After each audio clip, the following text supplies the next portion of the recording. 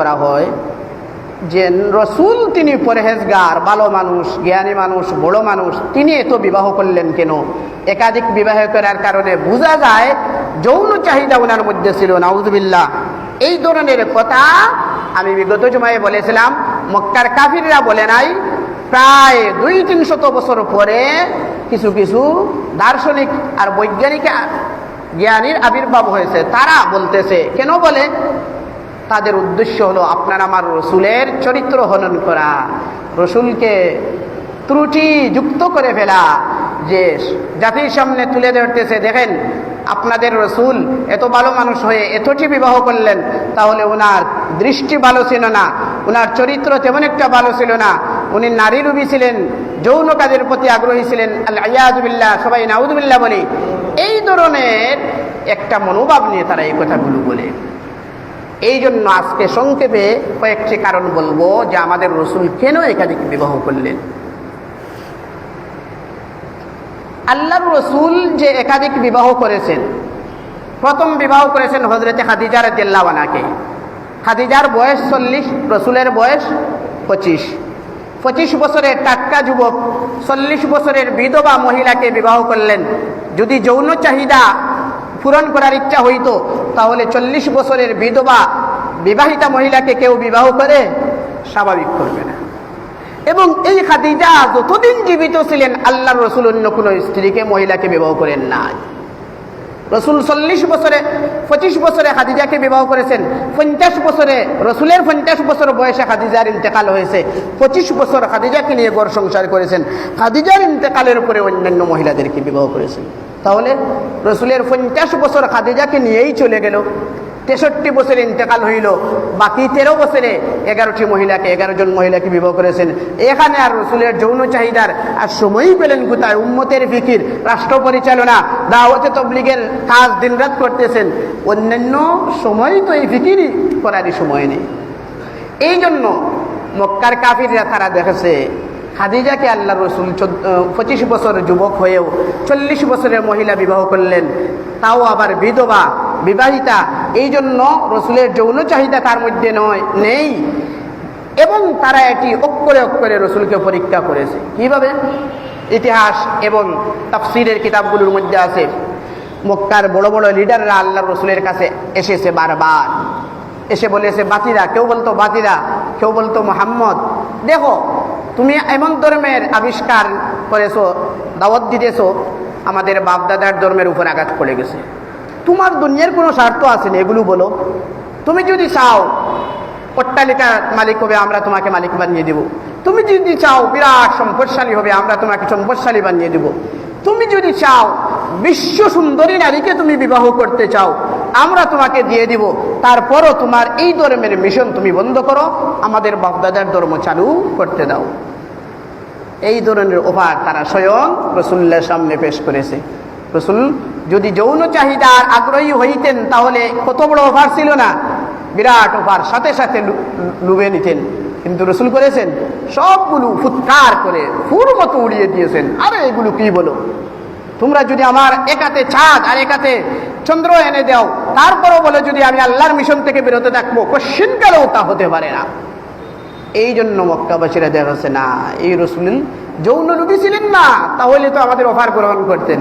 আরো বড় বিষয় দেখেন, রসুল যখন মদিনায় যাওয়ার পর রাষ্ট্রপতি হলেন, রাষ্ট্রপ্রধান হলেন, তখন একদিকে তিনি রসুল, আরেকদিকে রাষ্ট্রপ্রধান।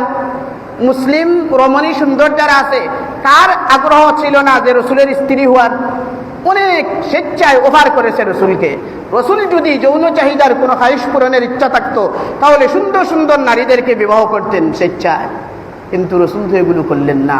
এই জন্য মক্কাবাসীরা, মক্কার কাফিররা, মদিনার কাফিররা, ইহুদিরা, খ্রিস্টানরা, তারা তৎকালীন যুগে এই বুলি আর দোষ উত্থাপন করে নাই যে রসুল নারী লোভী ছিলেন। কিন্তু কয়েক শত বছর পরে কিছু মূর্খ পণ্ডিতরা আমাদের রসুলের চরিত্র হননের জন্য এই কথাগুলো বলে। এবার আসুন আল্লাহ রসুল কেন একাধিক বিবাহ করলেন আমরা সংক্ষেপে আলোচনা করব।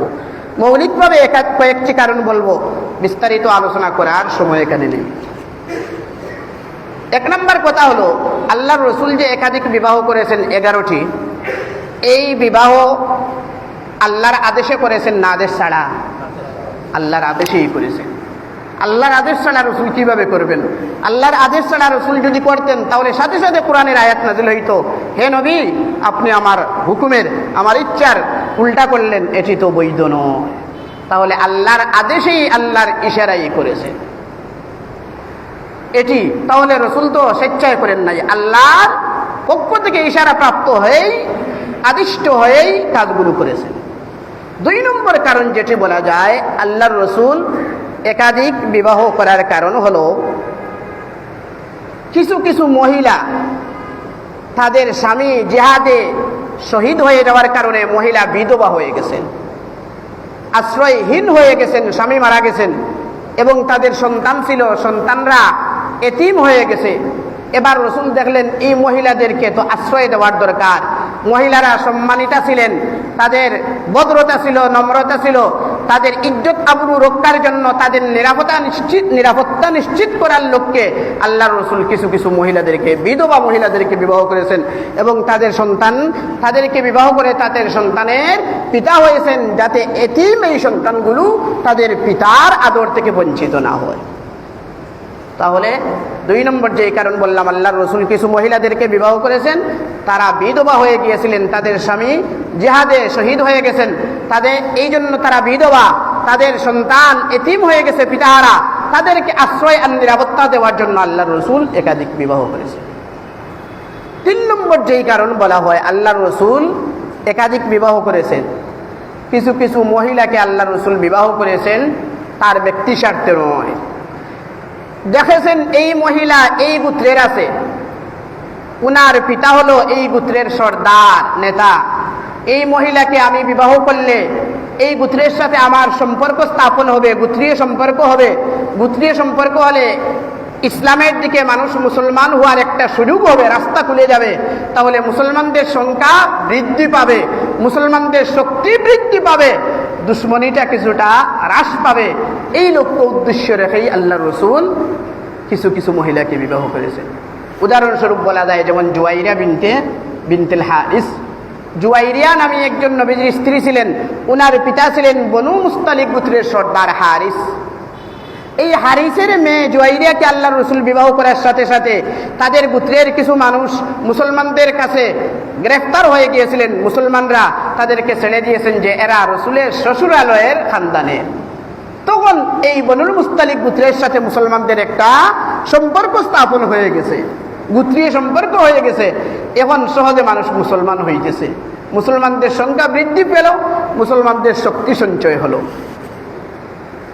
এমনিভাবে এই রসুল করিম সাল্লাল্লাহু আলাইহি সাল্লাম কিছু মহিলাকে বিবাহ করেছেন, তার লক্ষ্য উদ্দেশ্য ছিল যাতে মানুষকে মুসলমান বানানো, মুসলমানদের শক্তি সঞ্চয় করা।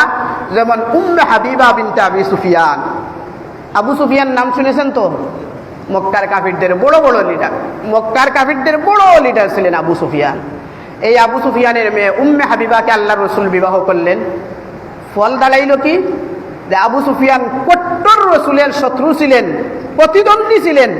ওই আবু সুফিয়ান মক্কা বিজয়ের আগের রাত্রে মুসলমান হয়ে গেলেন। 8ম হিজরিতে মক্কা বিজয় হয়েছে, মক্কা বিজয়ের আগের রাত্রে আবু সুফিয়ান আল্লাহর রসুলের কাছে এসে মুসলমান হয়ে গেলেন। এর আগেই আবু সুফিয়ানের মেয়ে উম্মে হাবিবাকে আল্লাহর রসুল বিবাহ করেছেন। তাহলে উম্মে হাবিবাকে বিবাহ করার কারণে রসুলের বড় প্রতিদ্বন্দ্বী শত্রু যে ছিল, কাফিরদের বড় লিডার, সেই ইসলামের ছায়াতলে এসে গেল। তাহলে এখানে রসুলের ফায়দা হইল না ইসলামের ফায়দা হইল? ইসলামের ফায়দা।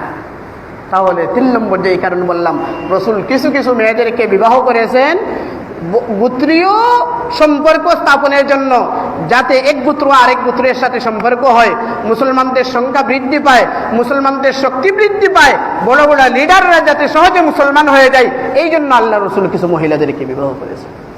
আবার 5 নম্বর কারণ হলো কিছু কিছু মহিলাদেরকে আল্লাহ রসুল বিবাহ করেছেন ধর্মীয় শিক্ষা প্রচার প্রসার করার জন্য। বিগত জুমায় এটি বলেছিলাম যে ধর্মীয় শিক্ষা কি? আবার ধর্মীয় শিক্ষা তো সাহাবায়ে কেরাম পুরুষরা আছেন তারা প্রচার করবেন, বলে না, অনেক মাসলা আছে মহিলা সংক্রান্ত মাসলা। বিগত জুমায় বলেছিলাম মহিলাদের মাসিক পিরিয়ডের যে অবস্থা, মেন্স কত ধরনের হইতে পারে, অনিয়মিত হয়ে গেলে কখন নামাজ পড়বে, কখন ছাড়বে, কখন রোজা রাখবে, কখন সহবাস করবে, এই মাসলাগুলো আমাদের দেশের মেজরিটি মহিলাগণ জানে না। কয়জনে জানে? অনেকেই ব্লাড আসলেই নামাজ ছেড়ে দেয়, রোজা ছেড়ে দেয়। মাসলা কিন্তু এমন নয়। আজকে এই মাসলা বলার সময় নেই, অন্যদিন বলবো। এই মাসলাগুলো মহিলা সংক্রান্ত এবং স্বামী স্ত্রী সংক্রান্ত যে মাসলাগুলো আছে, এগুলো একজন পুরুষে আরেকজন পুরুষকে বলতে লজ্জাও লাগে, আর বোঝানো এত সহজ নয় যেইভাবে একজন মহিলা আরেকজন মহিলাকে বোঝানো সহজ হয়। এবার আল্লাহর রাসূল কিছু মহিলাকে বিবাহ করলেন, যার কারণে একজন মহিলা মানে নবীজির স্ত্রী নবীজির কাছ থেকে এই মাসলা শিক্ষা করে অন্যান্য মহিলাদেরকে শিক্ষা দিবেন। তার বাস্তব নমুনা হলেন আম্মাজান হযরতে আয়েশা রাদিয়াল্লাহু আনহা। আয়েশা রাদিয়াল্লাহু আনহা অল্প বয়সী ছিলেন, কুমারী ছিলেন, যার কারণে তিনি প্রখর মেধার অধিকারী ছিলেন, তীক্ষ্ণ বুদ্ধিমতী ছিলেন, তার মেধা খুবই ছিল, যার কারণে হাদিসের কিতাবগুলোর মধ্যে বারবার হাদিস বর্ণিত হয় আম্মাজান আয়েশা থেকে। তিনি বড় মুহাদ্দিস ছিলেন, মুহাদ্দিসারকে আরবিতে বলা হয়। তিনি বড় মুফতিয়া ছিলেন, তিনি বড় ফকিহ ছিলেন, তিনি বড় আল্লাহওয়ালা ছিলেন। এই জন্য আল্লাহ রাসূল আম্মাজান আয়েশাকে বিবাহ করেছেন, যাতে ধর্মীয় শিক্ষা, নারী সংক্রান্ত মাসলা, স্বামী স্ত্রী সংক্রান্ত মাসলাগুলো যাতে একজন মহিলা থেকে আরেকজন মহিলা সহজে শিক্ষা করতে পারে। আরে এখানে আল্লাহ রসুলের ইন্তেকালের পরে কিছু কিছু মাসলা এমনে দেখা গেছে হযরত ওমর রাদিয়াল্লাহু আনহুর জমানায় যে সাহাবায়ে কেরাম মতানৈক্য দেখা দিয়েছে যে এই মাসলাটা কিভাবে আমল করব। একজন বলতেছেন এইভাবে, আরেকজন বলতেছেন সেইভাবে। হযরত ওমর রাদিয়াল্লাহু আনহু বললেন, তোমরা আয়েশাকে জিজ্ঞাসা করো। কখনো বলেছেন তোমরা হাফসাকে জিজ্ঞাসা করো। তারা যেই সমাধান দিয়েছেন এই সমাধানের উপর ওমর রাদিয়াল্লাহু আনহু বলেছেন আজ থেকে এইভাবে আমল চলবে। তাহলে নবীজি কোনো কোনো মহিলাদেরকে বিবাহ করেছেন ধর্মীয় শিক্ষা প্রসার করার লক্ষ্যে। আরেকটি কারণ হলো নবী করিম সাল্লাল্লাহু আলাইহি সাল্লাম কোনো কোনো মহিলাকে বিবাহ করেছেন কুসংস্কার, বিজাতিদের কুসংস্কার দূর করার জন্য। বলবেন কি আবার কুসংস্কার? যেমন জয়নব বিনতে জাহাশ একজন স্ত্রী ছিলেন নবীজির রাদিয়াল্লাহু আনহা।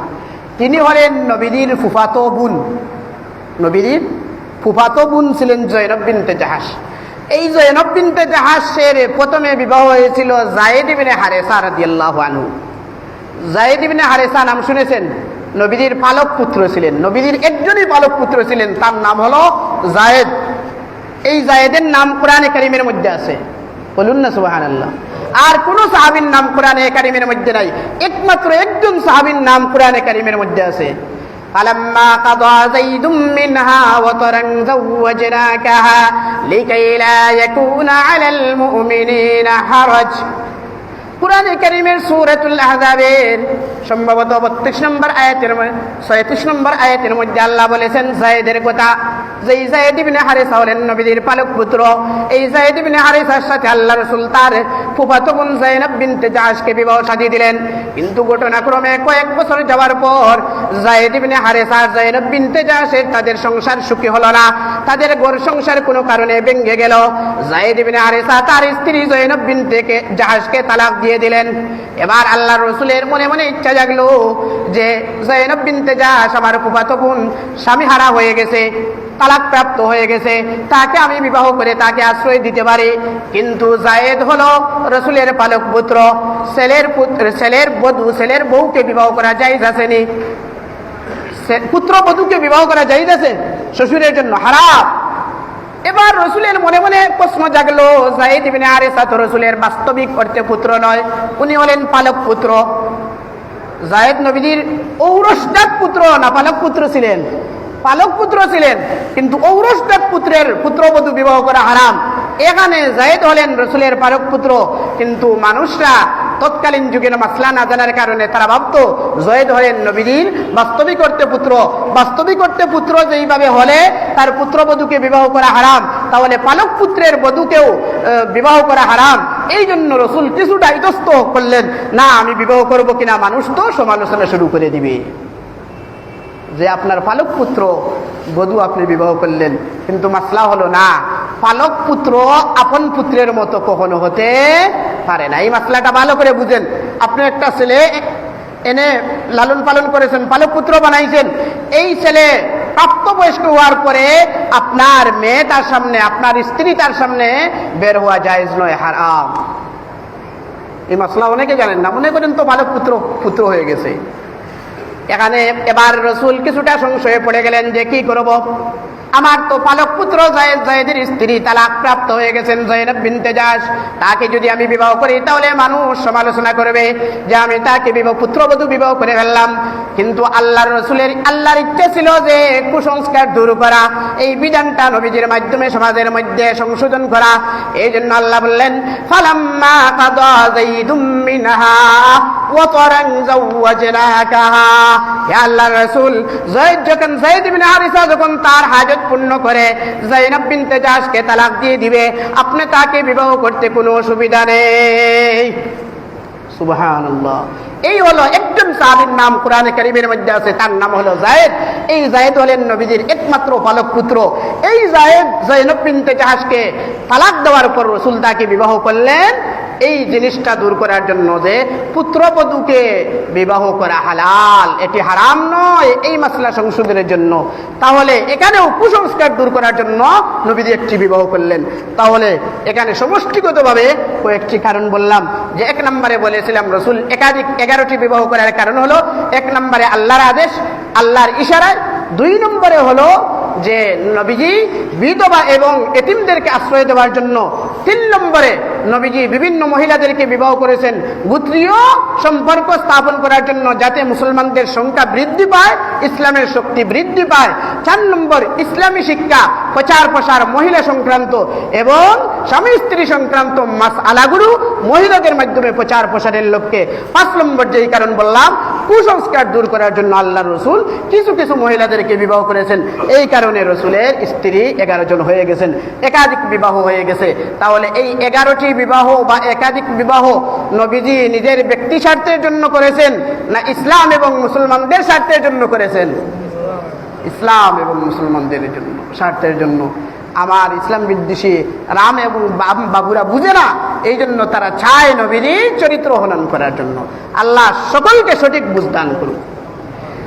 আরেকটি মাসলা হলো 11টি বিবাহের মধ্যে আল্লাহর রাসূল একজন মহিলা মানে তার স্ত্রী ছিলেন অবিবাহিতা, বাকি 10 জন ছিলেন বিবাহিতা। অবিবাহিতা কোনজন ছিলেন নাম বলেন দেখি? আম্মা জান আয়েশা রাদিয়াল্লাহু আনহা, রাইট বলেছেন। একমাত্র আয়েশা রাদিয়াল্লাহু আনহা ছিলেন অবিবাহিতা, আর বাকি সবাই ছিলেন বিবাহিতা। এখানেও আম্মা জান আয়েশার 6 বছর বয়সে রাসূল তাকে বিবাহ করেছেন, মানে আকদে নিকাহ সম্পন্ন করেছেন। 9 বছর বয়সে নবীজির ঘর সংসার শুরু করেছেন। আম্মা জান আয়েশার 19 বছর বয়সে নবীজির ইন্তেকাল হয়েছে। তাহলে নবীজির সাথে ঘর সংসার কয় বছর করলেন? 9 বছর। 9 বছরে নবীজির ঘরে ফার করা হয়েছে, আর 19 বছর বয়সে নবীজির ইন্তেকাল। তাহলে মোট 9 বছর আম্মা জান নবীজির ঘর সংসার করেছেন, কিন্তু বিবাহ হয়ে গেছে আগে 6 বছর বয়সে বা 7 নম্বর রানিং বয়স, তখন বিবাহ হয়েছে। এখান থেকে কিছু আবার অমুসলিমরা, ইসলাম বিদ্বেষীরা এখানেও কিছু আঙ্গুল ঢুকানোর চেষ্টা করে, রসুলের উপর চরিত্র হনন করার চেষ্টা করে। আরে দেখো না, তোমাদের নবী একজন বাল্য বিবাহ করে ফেললো, তাহলে তো ওনারও দৃষ্টিভঙ্গি ভালো ছিল না, এই কথাটাও বলার চেষ্টা করে। আমরা বলি নাউযুবিল্লাহ। আল্লাহর রাসূল আম্মা জান আয়েশাকে বিবাহ করেছেন নবীর ইচ্ছায় নয়। বুখারী মুসলিম শরীফের হাদিস আমি পাঠ করেছি, স্বয়ং নবীরই আল্লাহর ইচ্ছায় এবং আদেশে বিবাহ করেছেন। বুখারী মুসলিম শরীফের হাদিস আম্মা জান আয়েশা রাদিয়াল্লাহু আনহা বলেন, আনা আয়েশা রাদিয়াল্লাহু তাআলা আনহা قالت قال لي رسول الله صلى الله عليه وسلم উরিতুকি ফিল মানামি সালাস লায়ালিন। আম্মা জান বলতেছেন, আমাকে রাসূল বললেন, হে আয়েশা, তোমার বিবাহের আগে তোমাকে 3 দিন রাতে আমি তোমাকে স্বপ্নে দেখেছি। কিভাবে দেখেছি? যে জিবরিল আমিন রেশমের একটি কাপড়ের মধ্যে তোমার ছবি আমার সামনে নিয়ে এসেছেন, কিন্তু ছবিটা তোমার মুখটা কাপড় দ্বারা আবৃত ছিল। ফাকাশাফতু আন ওয়াজহিকি সাওবা, তোমার কাপড় থেকে আমি মুখ সরালাম, দেখলাম তুমি এখন যখন যেই মহিলা, ওই মহিলার ছবি আমি দেখলাম। এরপরে আমি জিবরিল আমিনকে বললাম, আমাকে বলা হইল হাযিহি ইমরাতুকা, উনি হলেন আপনার স্ত্রী। আমি বললাম, যদি এটি আল্লাহর পক্ষ থেকে হয়ে থাকে, ইন্নাকুন হাযা মিন ইনদিল্লাহি ইউমজিহি, যদি আল্লাহর পক্ষ থেকে এটি হয়ে থাকে তাহলে এটি বাস্তবায়ন করা হোক। অর্থ কি দাঁড়ায়? আল্লাহর রাসূল আম্মা জান আয়েশাকে বিবাহ করার আগে 3 দিন রাত্রে স্বপ্নে দেখলেন, আম্মা জান আয়েশার ছবি তার সামনে তুলে ধরা হলো, তাকে বলা হলো উনি আপনার স্ত্রী। আল্লাহর রাসূল বললেন, যদি আল্লাহর পক্ষ থেকে এটি হয়ে থাকে তাহলে আয়েশার সাথে আমার বিবাহ বাস্তবায়ন করা হোক। বাস্তবিক করতে আয়েশার সাথে নবীজির বিবাহ হয়েছে। তাহলে নবী আয়েশাকে বিবাহ করেছেন কার আদেশে? আল্লাহর আদেশে, তার কোনো ইচ্ছায় নয়। তাহলে এবার যদি বলেন বাল্য বিবাহ করা জায়েজ নয়, তাহলে আল্লাহর সাথে আপনি বিরোধিতা করলেন। এখান থেকে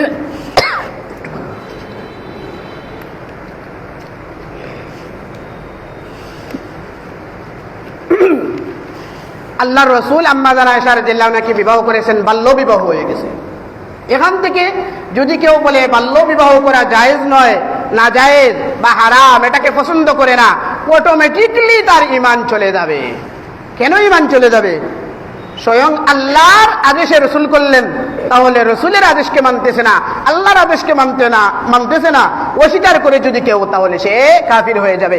এই জন্য বাল্য বিবাহকে না জায়েজ এটা বলা যাবে না, এটা জায়েজ আছে প্রয়োজন সাপেক্ষে। ওপেন ভাবে বাল্য বিবাহ করবো না বা আমরা দিবও না। বাল্য বিবাহের প্রতি ইসলাম অভিভাবকদেরকে উৎসাহিত করেনি, বরং নিরুৎসাহিত করেছে। তারপরও একটা অপশন ইসলাম রেখেছে যে বাল্য বিবাহ করা ক্ষেত্র বিশেষে জায়েজ আছে। কি বললাম ভালো করে বুঝেন। অনেক সময় ভুল বুঝবেন, অনেক সময় প্রশাসনের লোকও আছেন, কোর্টের লোকও আছেন, সিআইডি গোয়েন্দা বিভাগের লোকও থাকতে পারেন, বলবেন হুজুর তো এই বলে ফেলেছে, তাহলে সরকার বিরোধী বক্তব্য হয়ে যায়, এগুলো ভুল একটা কথা। আমি কি বললাম? বাল্য বিবাহ ইসলামে জায়েজ আছে, কেউ এটিকে না জায়েজ মনে করলে কাফির হয়ে যাবে। এবার কথা হলো, বাল্য বিবাহ ওপেন ভাবে আমরা করবো না, দিবও না। ইসলাম এর প্রতি উৎসাহিত করে নাই, বরং নিরুৎসাহিত করেছে। তারপরও ইসলাম কেন বাল্য বিবাহ জায়েজ রাখলো, এই প্রশ্নের জবাবটা আমাদের জানা প্রয়োজন। যে বাল্য বিবাহ করার মধ্যে কোনো ফায়দা নেই সাধারণত, কারণ বিবাহ শাদী যেই কারণে করা হয় আর দেওয়া হয়, একটা দাম্পত্যের জীবন মৃত্যু পর্যন্ত জারি থাকার জন্য, এই জন্যই তো আমরা বিবাহ শাদী নেই। এবার অল্প বয়সে যদি বিবাহ দেওয়া হয়, তাহলে ঘর সংসার টিকবে? সাধারণত টিকবে না। তাহলে বিবাহের লক্ষ্য উদ্দেশ্য তো পাওয়া যায় না, এই জন্য ইসলাম এটার প্রতি উৎসাহিত করে নাই। তারপরও বিবাহ শাদী, বাল্য বিবাহ ইসলাম এবং আল্লাহর রাসূল কেন একটা অপশন রাখলেন? দেখেন, ইসলামের বিধানগুলো হলো স্থায়ী না অস্থায়ী? স্থায়ী বিধান, শাশ্বত ধর্ম ইসলাম হলো দিন। যে এর বিধান আল্লাহ রসুলের ইন্তেকালের পরে ইসলামের বিধানের মধ্যে সংযোজন, বিয়োজন, কাটছাট, ওহিত করার কোনো অপশন আর সুযোগ আছে? নাই। কিয়ামত পর্যন্ত এই বিধান বলবৎ থাকবে। এবার দেখেন, বাল্য বিবাহের কখনো প্রয়োজন হয় কেন? যে দেখেন, একজন মানুষ, একজন মহিলা, তার স্বামী মারা গেছে, এগুলো আমাদের সমাজে বর্তমানে ওপেন অনেক সময় দেখা যায়। স্বামী মারা যাওয়ার পরে তার ধরেন সন্তান আছে, মেয়ে আছে, ছেলে নাই। এখন অনেক মানুষের কি হয়, তার এই মহিলার যদি আত্মীয় স্বজন শক্তিশালী কেউ না থাকে, তাহলে অনেক শক্তিশালী মানুষ কি করে, হয়তো চাচা, এই সন্তানদের চাচা অথবা অন্য কেউ এই মহিলার সম্পদ লুণ্ঠন করার চেষ্টা করে কি করে না? কারণ মহিলার তো শক্তিশালী কেউ নাই, স্বামীও মারা গেছে, বাজও নাই ধরেন, তখন এই সম্পদ লুণ্ঠন করার আর তার উপর জুলুম অত্যাচার করার অনেক সময় চেষ্টা করে। এখন ইসলাম একটা সুযোগ রেখেছে কি, এই যে মহিলার মেয়েরা আছে, ধরেন অপ্রাপ্তবয়স্ক নাবালিগ মহিলা, এই মহিলাদেরকেও, মেয়েদেরকে যদি মহিলা বিবাহ দিয়ে দেয়, তাহলে তার মেয়ের জামাইরা হয়ে গেল না? তারা এখন এই মহিলার মানে তার স্ত্রীদের শাশুড়ির সম্পদ রক্ষা করার চেষ্টা করবে কি করবে না? মহিলার একটা বিরাট শক্তির ব্যবস্থা হয়ে গেল, তার সম্পদের হেফাজত করার ব্যবস্থা হয়ে গেল, তার ইজ্জত আবরু সবরম রক্ষা করার ব্যবস্থা হয়ে গেল। কখনো মহিলার মেয়েদের উপর কেউ কুদৃষ্টি দিতে চায়, তাদের পিতা নয়, এই জন্য কুদৃষ্টি দিতে চায়। এবার যদি এই মেয়েদেরকে কেউ বিবাহ দিয়ে দেয় অপ্রাপ্তবয়স্ক অবস্থায়, বাল্যকালেই, তাহলে তো বৈধ পন্থায় বিবাহ হয়ে গেল, তাহলে মেয়েদের প্রতি আর কেউ কুদৃষ্টি দিবে না। ইসলাম যেহেতু চিরস্থায়ী বিধিবিধানের ব্যবস্থা রেখেছে, অস্থায়ী কোনো বিধিবিধান নয়, কিয়ামত পর্যন্ত ইসলামের আনিত বিধিবিধানগুলো বলবৎ থাকবে। এই জন্য আল্লাহ তার রসুলকে দিয়ে, রসুলের ইন্তেকালের আগে তার জীবদ্দশায় বাল্য বিবাহ করাইয়া এই অপশনটা, সুযোগটা উম্মতের জন্য রেখেছেন, যাতে উম্মত যদি কখনো এমন প্রয়োজন দেখা যায় যে বাল্য বিবাহর প্রয়োজন পড়েছে, তাহলে বাল্য বিবাহ করতে পারে। এই জন্য ইসলাম এই অপশনটা রেখেছে। আলহামদুলিল্লাহ, ইসলামের বিধান কত সুন্দর, আমরা বুঝি না, জানি না। তাহলে বলছিলাম, বাল্য বিবাহ এটি জায়েজ, কিন্তু ওপেন ভাবে করার কোনো প্রয়োজন নেই, প্রয়োজন সাপেক্ষে করতে পারে। এবার আমাদের সমাজে 14-15 বছরের মেয়ে বিবাহ হয়ে যায়, এটা আবার বাল্য বিবাহ হয় কিভাবে? বাল্য বিবাহ হইল 5 বছর 6 বছরের মেয়ে যদি বিবাহ বসে যায়, 14-15 বছরের মেয়ে তো পলায়ন করে ছেলের সাথে চলে যায়, তাহলে বোঝা গেল তার কাম ভাব আছে, যৌন চাহিদা আছে। এটি অবৈধভাবে করার চেয়ে বৈধভাবে করলে ভালো লাগে না? ইসলাম বিদ্বেষীরা এখানেও ইসলামের উপর আঘাত দিতে চায়। যদি 14-15 বছরের মেয়ে ইসলামের দৃষ্টিতে প্রাপ্তবয়স্ক হয়ে গেছে, সে বিবাহ বসতে পারে, অভিভাবকরা বিবাহ দিতে পারে, কিন্তু তারা বলে আরে বাল্য বিবাহ হয়ে গেছে। কিন্তু 14-15 বছরের মেয়ে এই প্রেম করতেছে, দর্শন করতেছে, ইফটিজিং করতেছে, জিনা করতেছে, এখানে তাদের কোনো আপত্তি নেই। তাদের লক্ষ্য উদ্দেশ্য হলো মুসলমানদের দৃষ্টি কালচার নষ্ট করে দেওয়া, মুসলমান নারীদেরকে বেহায়া বেপনায় নিমজ্জিত করা, এটাই তাদের লক্ষ্য উদ্দেশ্য। এই জন্য বললাম বাল্য বিবাহ ওপেন ভাবে করবো না, করা যায় আছে, কেউ করলে অস্বীকার করা যাবে না। আর প্রাপ্তবয়স্ক হয়ে গেলে, বর্তমান মেয়েরা 11-12 বছর থেকেই প্রাপ্তবয়স্ক হয়ে যায়, মানুষের আয়ু কমতেছে, এই জন্য সবগুলো আগাইতেছে। আমরা এগুলোর প্রতি ইসলামের যে বিধিবিধান আছে, বিধিবিধানের প্রতি আমরা খেয়াল রাখবো। আমরা অন্য কোনো কারণে ইসলামের বিধিবিধানকে অ্যাবাউট করবো না, এগুলোকে অস্বীকার করার তো প্রশ্নই আসে না, ইমান চলে যাবে। এই জন্য আজকে আমরা কয়েকটি আলোচনা করলাম যে আমরা আল্লাহ রসুল একাধিক বিবাহ করেছিলেন কেন, কয়েকটি মৌলিক আলোচনা করলাম। সাথে সাথে আল্লাহ রসুল একটি বাল্য বিবাহ করেছিলেন, কেন করেছিলেন, ইসলাম এই বাল্য বিবাহের কেন সুযোগ রাখলো, এই বিষয়টাও আমরা আলোচনা করলাম। আগামীতেও আমরা এই বিবাহ কিভাবে আল্লাহ রসুলের সুন্নাহ অনুযায়ী সম্পাদন করব, এই বিষয়ে আমরা আগামীতে আলোচনা করবো ইনশাল্লাহ। ওয়া আখিরু দাওয়ানা আলহামদুলিল্লাহি রাব্বিল আলামিন। আমরা সবাই সুন্নত করি।